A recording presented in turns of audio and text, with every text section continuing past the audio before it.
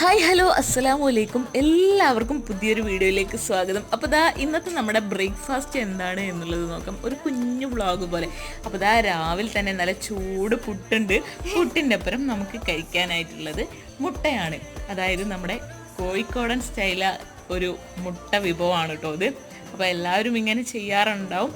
എനിക്ക് ഭയങ്കര ഇഷ്ടമുള്ളൊരു കാര്യമാണ് ഈ പുട്ടും ഈ ഒരു മുട്ടയും, അതായത് മസാല മുട്ട.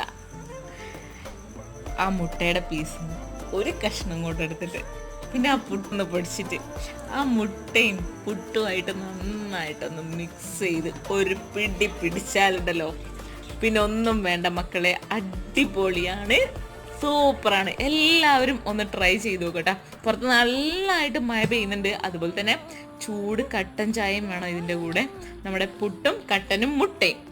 അപ്പോൾ ഇത്രയാണ് കേട്ടോ. Thank you.